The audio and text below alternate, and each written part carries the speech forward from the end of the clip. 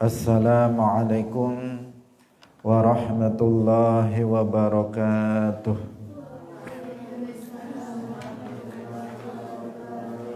Alhamdulillahi rabbil alamin. Lahu ni'matu wa lahul fadlu wa lahu thana'ul hasan. Wassalawatullahil barrir rahim wal malaikatil muqarrabin ala sayyidina wa maulana Muhammadin wa ala alihi wa ashabihi tayyibin at-tahirin. Allahumma la sahla illa ma ja'altahu sahla wa anta taj'alul hazna idza syi'ta sahla. Allahumma arzuqna al-ikhlasa fin niyyati wal qawli wal amal wa ba'du. Ila Nabiyil Mustafa sallallahu alaihi wasallam wa ikhwanihi minal anbiya'i wal mursalin wa syuhada'i was salihin, khususan ila sultanil awliya Syekh Abdul Qadir Al-Jilani wa Syekh Ahmad Ar-Rifai wa Syekh Bahaidin Al-Naqsyabandi wa Syekh Abdullah Al-Harari wa ila arwahi muassisi jam'iyyati Nahdlatul Ulama Syekh Muhammad Hashim Ash'ari wa Syekh Bisri Sansuri wa Syekh Abdul Wahab Hasbuwah wa ila arwahi jami'i ahli al-qubur minal muslimin wal muslimat. Al-Fatihah. A'udzu billahi minasy syaithanir rajim. Bismillahirrahmanirrahim. Alhamdulillahi rabbil alamin. Ar-Rahmanir Rahim. Malik yaumiddin. Iyyaka na'budu wa iyyaka nasta'in. Ihdinas siratal mustaqim. Siratal ladzina an'amta 'alaihim ghairil maghdubi 'alaihim waladdallin. Amin. Hadirin hadirat kaum muslimin muslimat, pemirsa Madu TV rahimakumullah. Alhamdulillah, kita bersyukur kepada Allah Subhanahu wa taala. Pada pagi hari ini Allah Subhanahu wa taala masih melimpahkan nikmat-nikmatnya, nikmat kesehatan, nikmat hidup, nikmat kesempatan, nikmat iman, Islam, taufik dan nikmat-nikmat lainnya, sehingga pada pagi hari ini kita bisa kembali melanjutkan pengajian kita dalam kitab Mukhtasar Ibn Abi Jamrah. Semoga Allah Subhanahu wa taala senantiasa memberikan keistiqomahan kepada kita semuanya. Amin ya rabbal alamin. Salawat dan salam semoga tetap terlimpahkan kepada Nabi Agung Nabi Muhammad sallallahu alaihi wasallam, para sahabatnya, keluarganya serta seluruh umat Islam yang mengikuti beliau ila yaumil qiyamah. Hadirin rahimakumullah, kita ikhlaskan niat kita masing-masing, kita ngaji lillahi ta'ala. Kita sampai pada hadis nomor 89. Qala al-muallif rahimahullahu ta'ala an Abi Hurairah rafa'ahu. An Abi Hurairah, saking Abi Hurairah, rafa'ahu marfu'aken maring Kanjeng Nabi. Man aftara, man utawi sapane wong iku aftara mukel sapa man, ora poso sapa man, yauman ing dalem sedina min Ramadhana saking wulan Ramadan, min ghairi uzrin saking tanpa ana uzur, wala maradin lan ora sebab loro, lam yaqdihi mongko ora ngodok ing yaum, lam yaqdihi anhu siyamud dahri, lam yaqdihi mongko ora ngodok ing yaum min Ramadan anhu apa siyamud dahri poso naun wa insamahu lan senajan poso sapa wong ing siyamud dahr.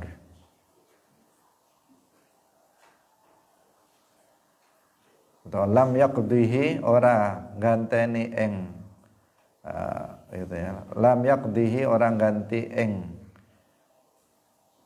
ing man anhu saking yauman min Ramadan apa siyamud dahri poso dahr poso naun wa insamahu lan senajan poso sapa man ing siyamud dahr. Wa bihi qala Ibnu Mas'ud. Hadirin rahimakumullah, diriwayatkan dari Abi Hurairah rafa'ah, artinya hadis ini adalah hadis marfu'. Dalam mustalahul hadis kita mengenal ada hadis marfu', ada hadis mauquf, ada hadis maqtu'. Hadis marfu' itu apabila udhifa ilan nabi, apabila disandarkan kepada Nabi Sallallahu Alaihi Wasallam. Ada sebuah ucapan, kemudian ucapan tersebut disandarkan bahwa itu adalah perkataan Nabi. Itu namanya marfu'. Kalau mauquf itu adalah perkataan dari para sahabat. Misalnya dikatakan ini perkataan Abu Bakar, ini perkataan Ali, ini perkataan Umar misalnya, maka itu namanya mauquf. Kalau maqtu' itu yang disandarkan kepada seorang tabi'in. Hadirin rahimakumullah, hadis ini hadis marfu', dikatakan bahwa Rasulullah sallallahu alaihi wasallam itu bersabda, "Man aftara yawman min Ramadana min ghairi uzrin wala maradin lam yaqdihi anhu siyamud dahri wa insamahu." Barang siapa yang dia tidak berpuasa satu hari dari bulan Ramadan tanpa ada uzur dan tidak karena sakit, maka siyamud dahri, berpuasa 1 tahun, itu tidak bisa lam yaqdihi anhu, itu bukan berarti tidak lam yaqdihi anhu artinya tidak bisa menggantikannya meskipun dia melakukan puasa dahar tersebut. Karena puasa dahar itu hukumnya sunnah, maka puasa 1 hari dari bulan Ramadan yang ditinggalkan itu tidak bisa digantikan dengan puasa selama 1 tahun, yaitu puasa dahar yang hukumnya sunnah. Jadi 1 puasa 1 hari puasa Ramadan itu kan hukumnya wajib ya. Puasa Ramadan keseluruhan di bulan Ramadan itu hukumnya wajib. Seseorang yang meninggalkan 1 hari dari puasa Ramadan, pertama dia jatuh pada dosa besar. Dia jatuh pada dosa besar karena puasa Ramadan itu wajib bagi setiap muslim. Nah, apabila seseorang meninggalkan 1 hari, meninggalkan puasa 1 hari dari bulan Ramadan, tadi kita katakan dia jatuh pada dosa besar. Maka meskipun orang itu selanjutnya dia puasa dahar. Puasa dahar itu puasa setiap hari kecuali hari-hari yang diharamkan untuk puasa. Setiap hari dia puasa. Kecuali pada hari-hari yang diharamkan untuk puasa, misalnya pada hari raya, Idul Fitri, Idul Adha, pada hari-hari tasyrik, dia enggak puasa. Tapi di hari-hari yang diperbolehkan untuk puasa, dia terus-menerus puasa. Itu yang disebut dengan saumud dahr. Nah, saumud dahri, puasa nahun. Nggak pernah dia nggak puasa. Setiap hari dia berpuasa kecuali di hari-hari yang diharamkan puasa. Namanya puasa apa? Puasa dahr. Puasa dahr itu dari sisi pertama, puasa dahr nggak bisa mengqadha puasa satu hari bulan Ramadan yang ditinggalkan seseorang. Dari sisi mengqadhanya nggak bisa. Tetapi satu hari bulan Ramadan kalau diqadha ya diqadha dengan satu hari, tapi niatnya adalah qadha puasa Ramadan. Kalau seseorang misalnya nggak niat mengqadha Ramadan, meskipun dia puasa dahr, itu nggak terqadha puasa satu hari yang dia tinggalkan. Pertama itu. Jadi kalau seseorang meninggalkan satu hari puasa Ramadan, maka diqadha dengan satu hari puasa qadha Ramadan. Kalau seseorang meninggalkan 2 hari puasa Ramadan, maka dia wajib mengqadhanya dengan puasa 2 hari qadhaan dari bulan Ramadan. Kalau seseorang puasa seseorang meninggalkan puasa 1 hari Ramadan, kemudian seseorang setelah itu puasa 1 tahun, terus berpuasa. Tapi enggak niat qadha, niatnya tatawuan, puasa sunnah. Apakah puasa 1 tahun, puasa sunnah itu bisa mengqadha puasa 1 hari Ramadan yang ditinggalkan? Jawabannya enggak bisa. Itu dari sisi qadhanya. Dari sisi pahalanya, itu juga tidak tertandingi. Puasa 1 hari Ramadan dengan puasa dahr selama 1 tahun, pahala puasa dahr 1 tahun, pahalanya tidak bisa menandingi pahala 1 hari puasa di bulan Ramadan. Bisa difahami ya? Jadi puasa 1 hari di bulan Ramadan pahalanya jauh lebih banyak dibandingkan puasa setiap hari selama 1 tahun. Yang itu tatawuan, yang itu puasa sunnah. Kenapa? Karena amalan sunnah sebanyak apapun itu tidak bisa mengungguli pahalanya puasa yang wajib. Amalan yang wajib secara umum. Jadi kaidahnya secara umum, pahala amalan sunnah sebanyak apapun amalan sunnah itu tidak bisa mengungguli pahala amalan yang wajib. Misalnya yang disebutkan di sini, puasa dahr hukumnya sunnah. Puasa dahr, puasa 12 bulan. Puasa 12 bulan setiap hari kecuali hari-hari yang diharamkan. Setiap hari puasa, banyak sekali bilangannya. Tetapi dia sunnah. Pahala puasa dahr, di mana puasa dilakukan setiap hari selama 1 tahun, itu tidak bisa mengungguli banyaknya pahala 1 hari puasa Ramadan. Apalagi kalau 30 hari. 1 hari saja tidak bisa diungguli oleh puasa sunnah selama 1 tahun. Contohnya lagi, sholat. Nah, misalnya sholat. Sholat subuh 2 rakaat. Itu tidak bisa ditandingi pahalanya, tidak bisa diungguli pahalanya dari sholat sunnah 1000 rakaat.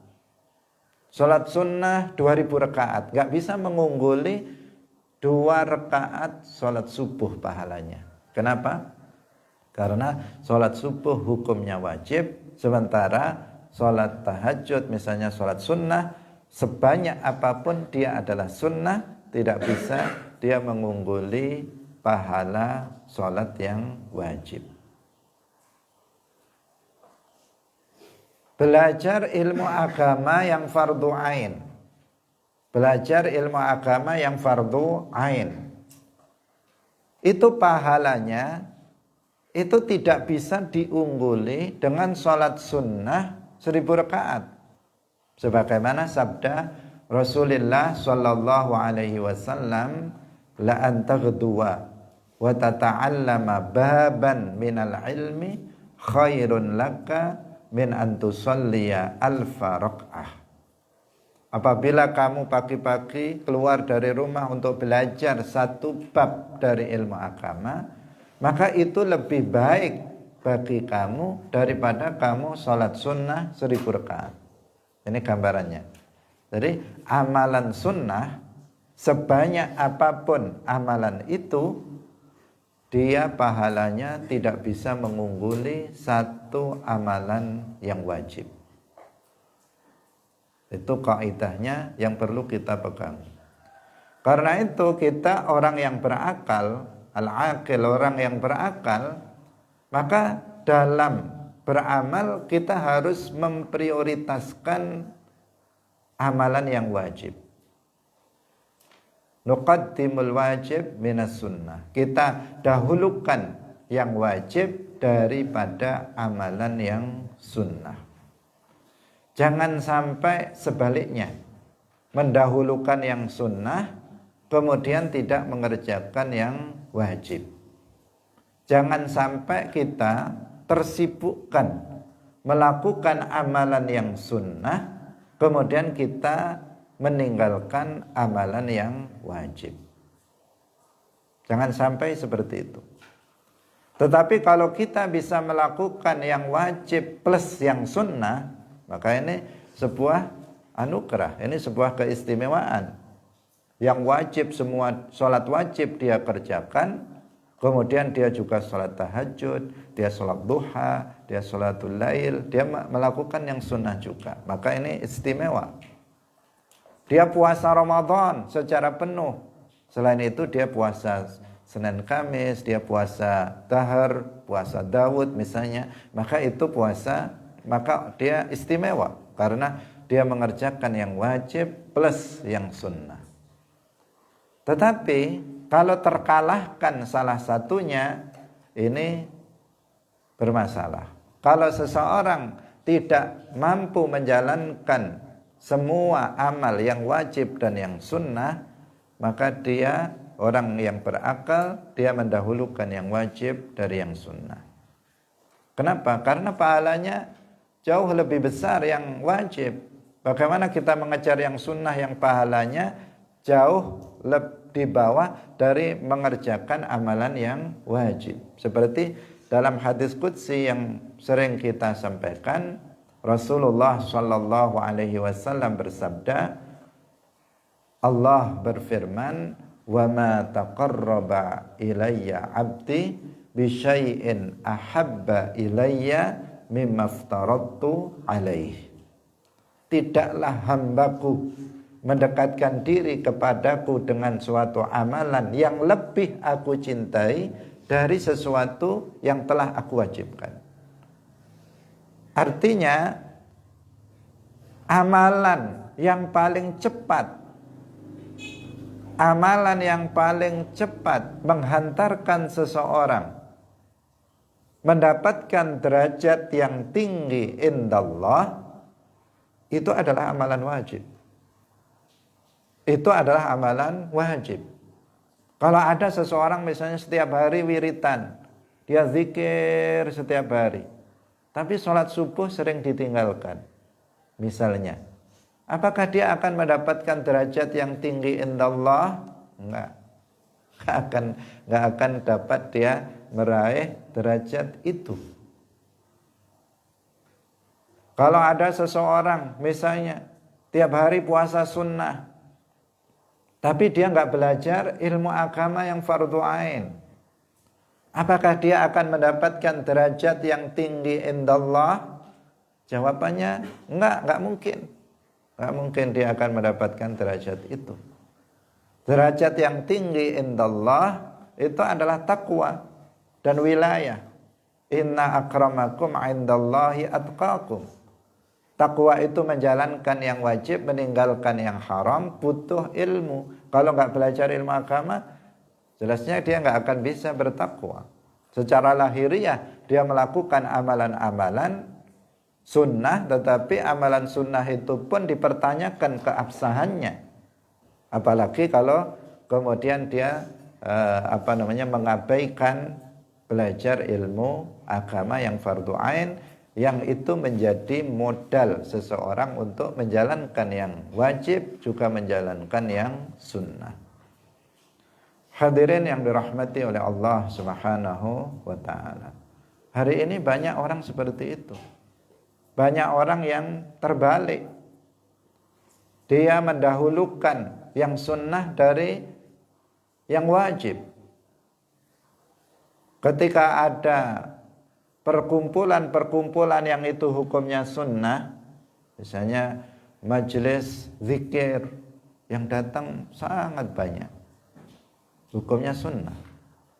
Majelis sholawat yang datang sangat banyak, tetapi majelis ilmu mereka nggak tertarik untuk mendatanginya.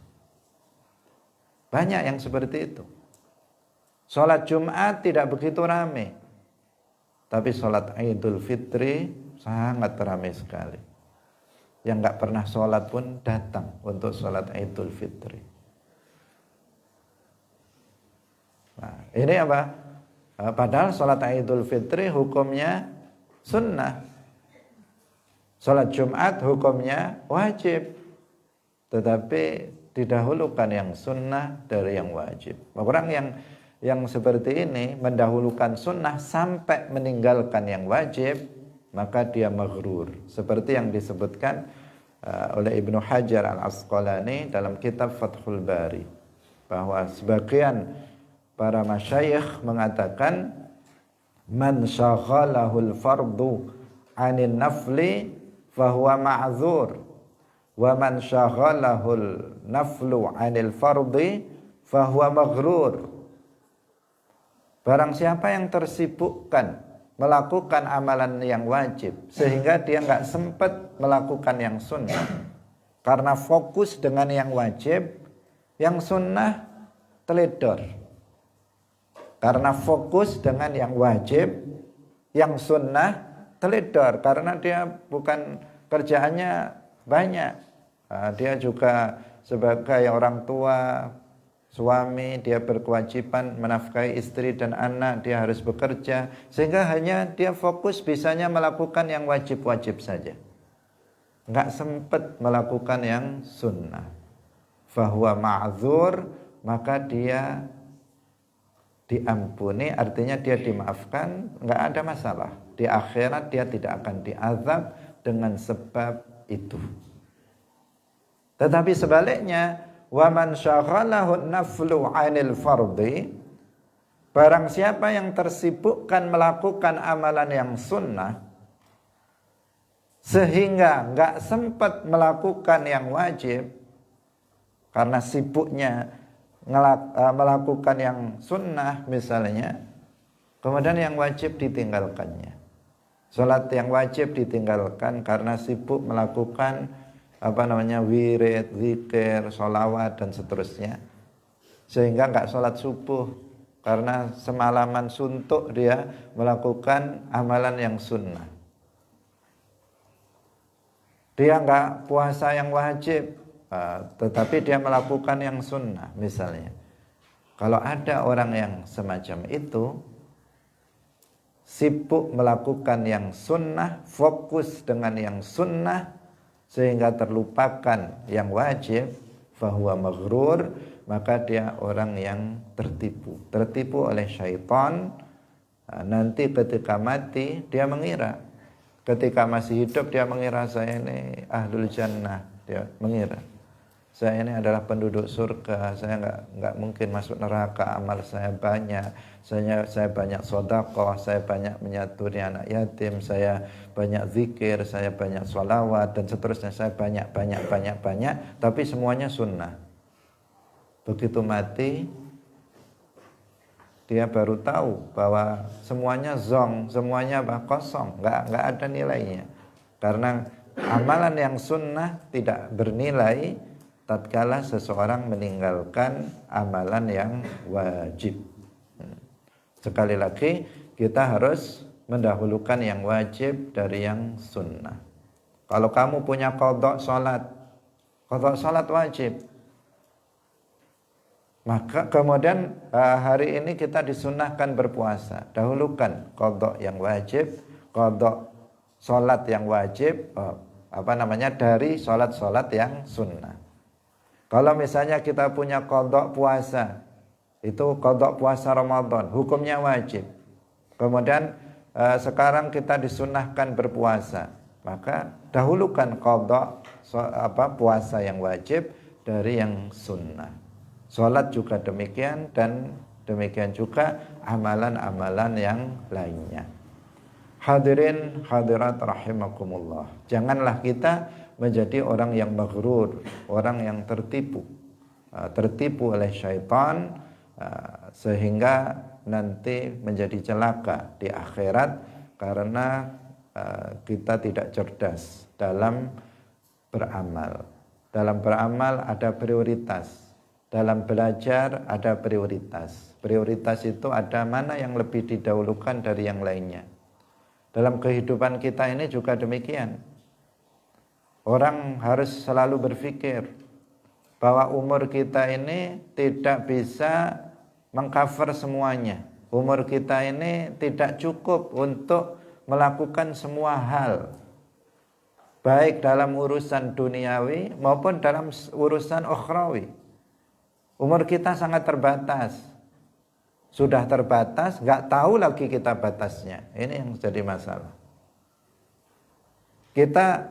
Umur kita terbatas, pasti setiap kita ada ajalnya yang sudah ditakdirkan oleh Allah. Yang kedua, sudah terbatas, nggak tahu lagi batasnya. Bisa jadi 60, bisa jadi 70, bisa jadi 50, bisa jadi 40, bisa jadi cuma 30, bisa jadi 25 sudah mati, bisa jadi.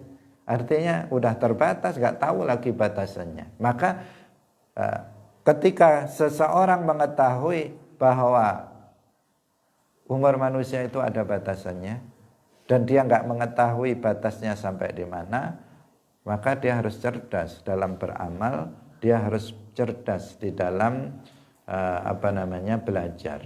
Kalau belajar, dahulukan ilmu fardu ain. Jangan sampai dia mati sebelum belajar ilmu fardu ain.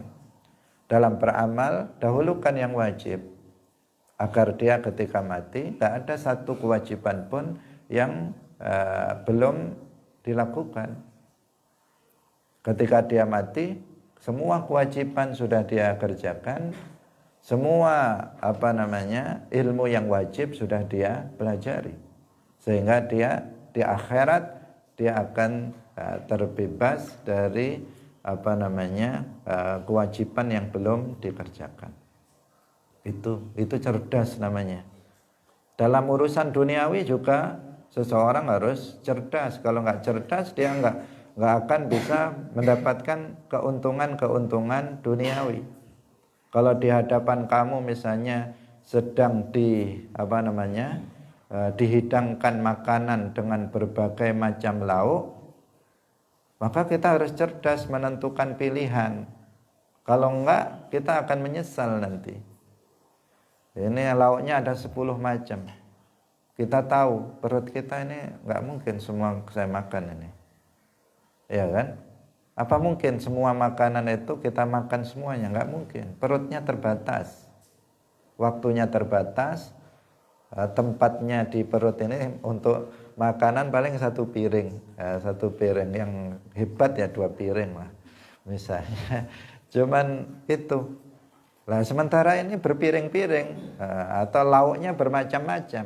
Orang yang cerdas maka dilihat mana yang lebih paling enak, yang paling saya sukai dari semua lauk ini. Dia dahulukan. Nanti kalau dia sudah kekenyangan, nggak sempat makan yang lain, nggak menyesal.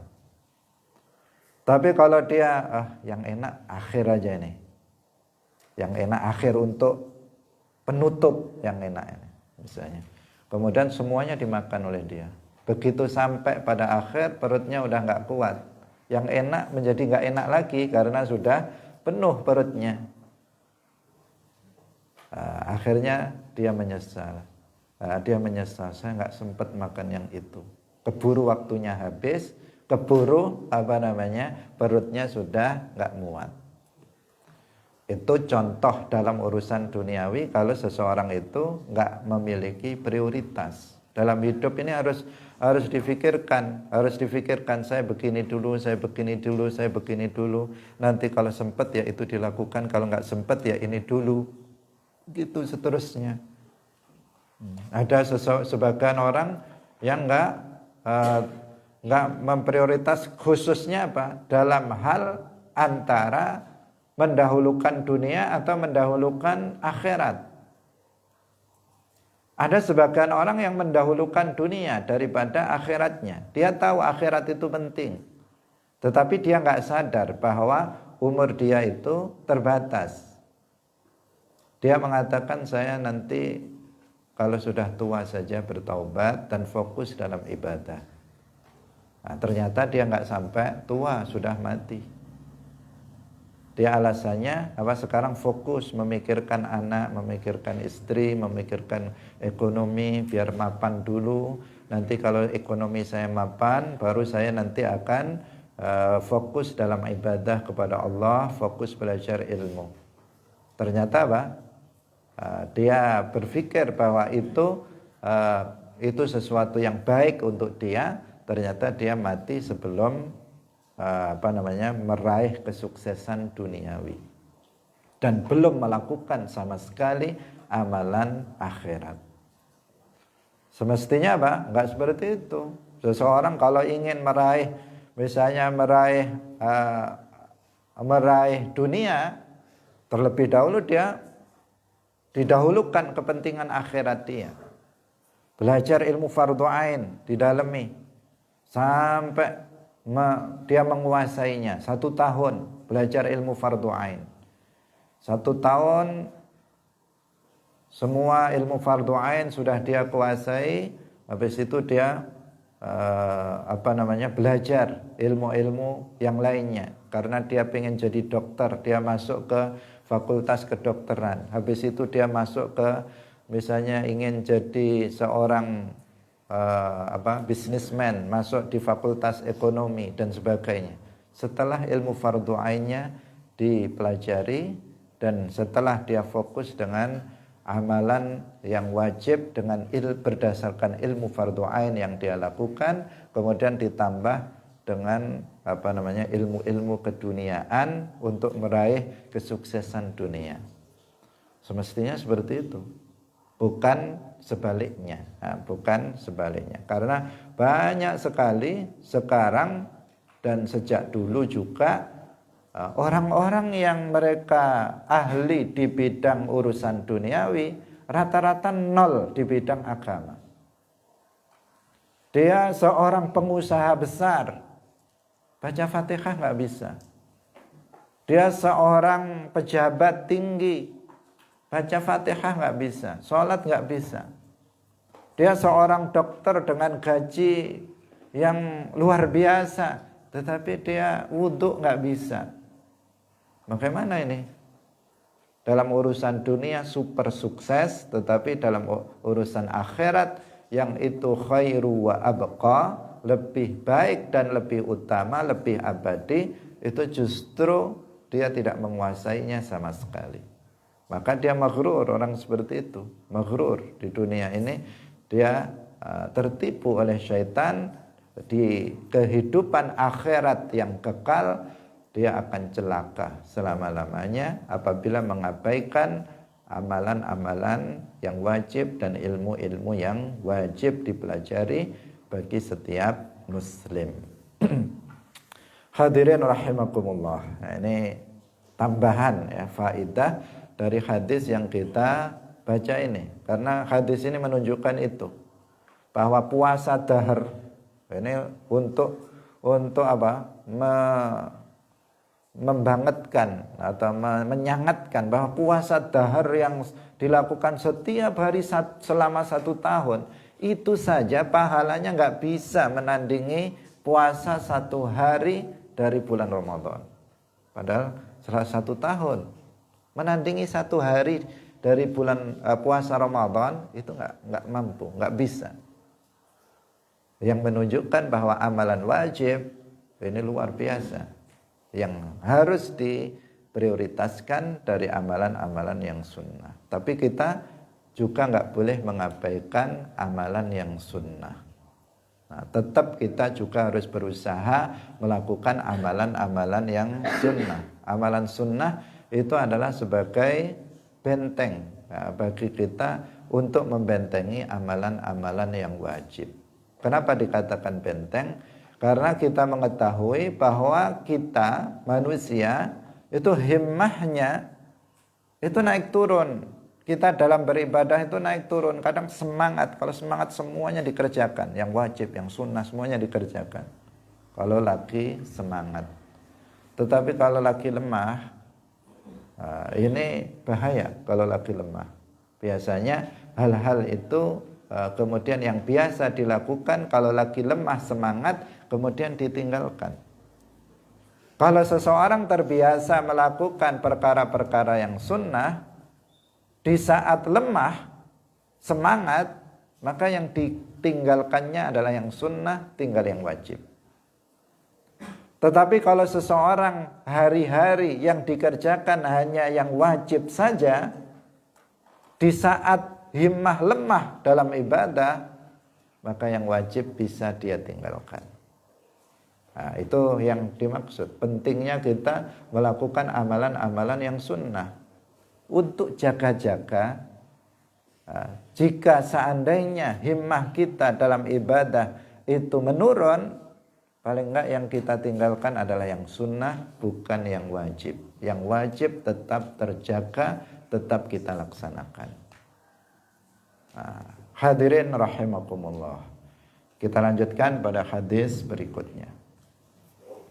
An Abi Hurairah qala, awsani wis paring wasiat ing ingsun sapa khalili. Sapa khalili, Khalil itu teman dekat. Khalil. Sapa khalili kanca parek ingsun yaiku Kanjeng Nabi sallallahu alaihi wasallam bitsalasin kelawan telung perkara. Siyami thalathati ayyam, poso telu pira-pira dina mingkul li syahrin saking saben-saben wulan. Wa raq'atai duha lan rong rakaat salat duha. Wa an utira lan yento witir sapa ingsun qabla an anama ing dalem sadurunge yento turu sapa ingsun. Diriwayatkan dari Abi Hurairah radhiyallahu anhu, beliau berkata, Khalili, yaitu Nabi Muhammad sallallahu alaihi wasallam, berwasiat kepadaku. Kepada siapa? Abi Hurairah, tetapi maksudnya ya bukan hanya kepada Abi Hurairah saja, termasuk kepada kita semuanya. Termasuk kepada kita semuanya. Rasulullah sallallahu alaihi wasallam berwasiat kepada kita semuanya tentang 3 hal. Agar kita mengerjakan 3 hal. 3 puasa. Dan juga ada sholat. 3 amalan itu aja ya. Ada puasa dan ada sholat sunnah. Yang pertama adalah berpuasa 3 hari dalam setiap bulan.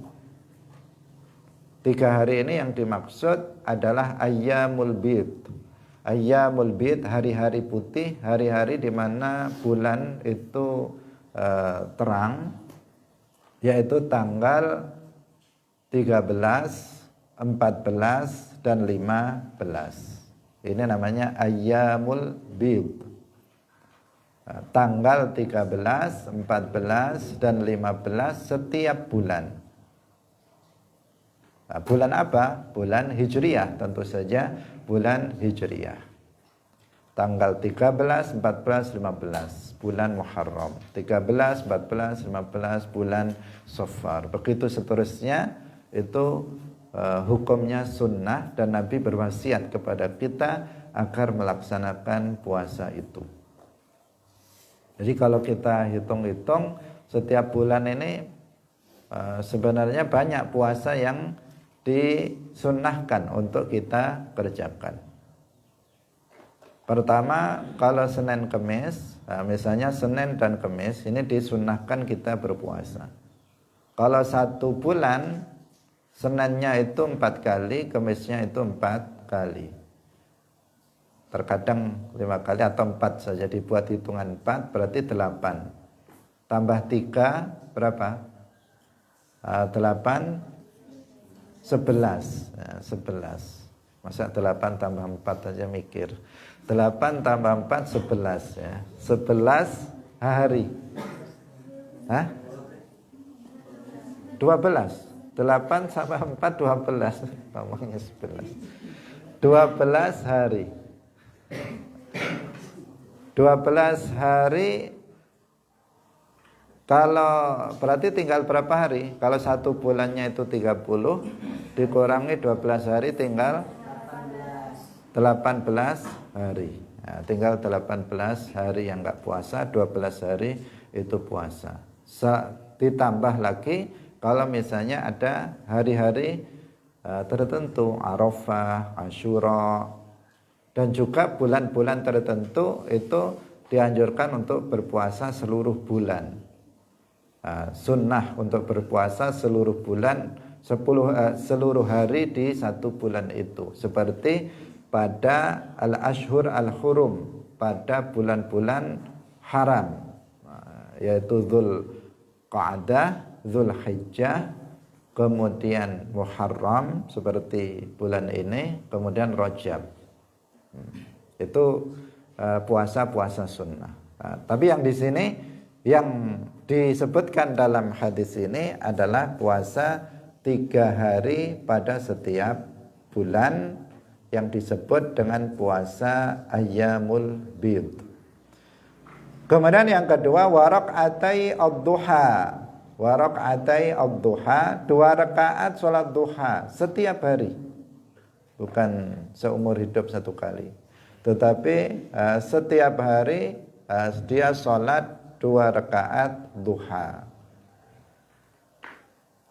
Kalian dianjurkan di pondok juga setiap hari dianjurkan untuk sholat duha minimal 2 rakaat, bisa 4 rakaat, bisa 8 rakaat, bisa 10 atau 12 rakaat, tetapi yang lebih utama itu dilakukan 8 rakaat.